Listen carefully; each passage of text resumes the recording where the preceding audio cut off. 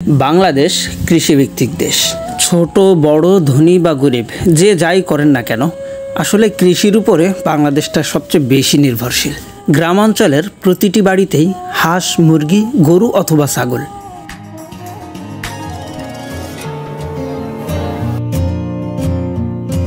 দেশ ও দেশের বাইরে থেকে যে বা যারা আমাদের আজকের ভিডিওটি দেখছেন, সকলকে জানাই আন্তরিক শুভেচ্ছা ও অভিনন্দন।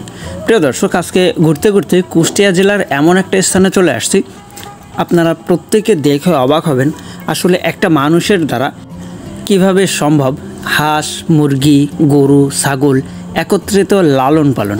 দেখেন, এই যে ছোট ছোট করে দেখা যাচ্ছে, প্রত্যেকটা খামারেই কিন্তু তার ভিন্ন ভিন্ন ক্যাটাগরির এক একটা প্রোডাক্টই বলা যায়। এই যে দেখতে পাচ্ছেন, এটা হলো টাইগার মুরগির বাচ্চা, যে মুরগিগুলোর বয়স মাত্র 29 দিন, আর প্রতি পিস মুরগির দাম 190 টাকা। অর্থাৎ এই বাচ্চাগুলো সরকারি খামার থেকে সংগ্রহ করা হয় মাত্র 15 টাকা পিসেই, আর 1 মাস লালন পালনের পরে 190 টাকা করে পার পিস হিসাবে বর্তমানে বিক্রি হচ্ছে। আর এই মুরগিটা বর্তমানে খামার ছাড়াও বাংলাদেশের বিভিন্ন স্থানের বাড়িতেও লোকে চাষ করতেছে। তার প্রধান কারণ হলো এই মুরগিটারই কিন্তু বাজার মূল্য প্রায় 350 থেকে 320 টাকা কেজি দরে বাজারে বিক্রি হয়। আর এদের থেকে ডিম পাওয়া যায়, যেগুলো প্রতি বছরেই 280 থেকে 320টা পর্যন্ত 365 দিনে ডিম দিতে সক্ষম এই মুরগিগুলা, যার জন্যই বর্তমান সময়ে এটা অত্যন্ত জনপ্রিয়। এই যে দেখেন, আর এগুলাই কিন্তু বাংলাদেশের বিভিন্ন স্থানে সরকারি খামার থেকে মাত্র 15 টাকাতে আপনি সংগ্রহ করতে পারেন। আর অনেকে আছে যারা একেবারে ছোটো মুরগিগুলো সংগ্রহ করতে চায় না বা ভয় পায়, কারণ এদেরকে নানান রকম ভ্যাকসিন দিতে হয় বা ওষুধ প্রয়োগ করতে হয়, পরিচর্যার একটা বিষয় থাকে।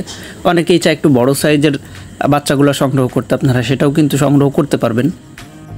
যেহেতু বর্তমান বাংলাদেশটা কৃষিভিত্তিক দেশ, অবশ্যই প্রত্যেকটা ফ্যামিলিতেই হাঁস, মুরগি, গরু, ছাগল কিছু না কিছু প্রত্যেকটা বাড়িতেই কিন্তু চাষাবাদ হয়ে থাকে। আর এটাই পরিবারের একটা আলাদা ব্যাখ্যা হিসেবে কাজে লাগে, যার জন্যই কিন্তু বর্তমান সময়ে এ ধরনের হাঁস, মুরগি বা বিভিন্ন ধরনের নিত্য নতুন জিনিসগুলা চাষের দিকে বাংলাদেশের বিভিন্ন মানুষ ঝুঁকতেছেন। সুতরাং আপনিও চাইলেই চেষ্টা করতে পারেন এ ধরনের নতুন কিছু চাষ করে আপনার সংসারটাকে অনেক বেশি স্বাবলম্বী করে তুলতে।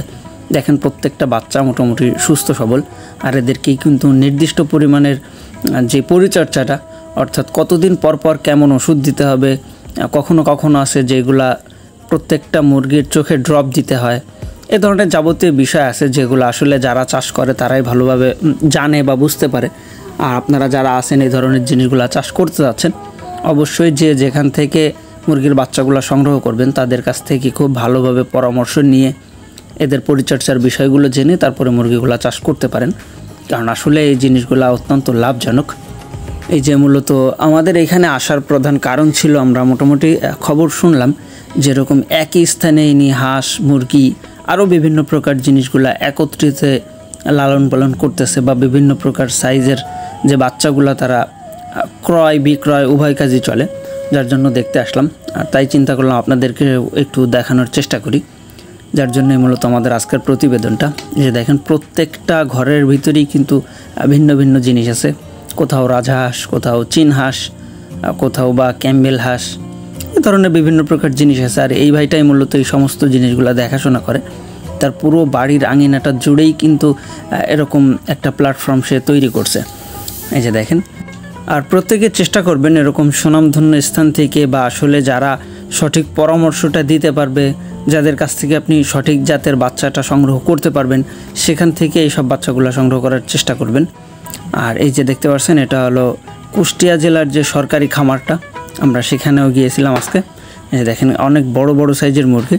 আর এসব প্রাণীর রক্ষার্থেই কিন্তু একেবারে কাছে যাওয়ার অনুমতি আমরা পাই নাই, যার জন্য দূর থেকেই মূলত আপনাদেরকে দেখানোর চেষ্টা। আর এই যে বাচ্চাগুলো মোটামুটি সেল করা হচ্ছে, এইগুলাই কিন্তু মাত্র 15 টাকা সরকারি দাম। আর এরপরে এক একজন এক এক স্থান থেকে সংগ্রহ করে, যার কারণে কিন্তু দামটা একটা তারতম্য উল্টোপাল্টা হয়ে থাকে।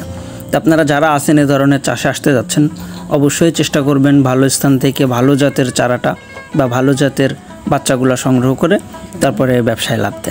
তো প্রিয় দর্শক, এই ছিল মূলত আমাদের আজকের ভিডিওটা।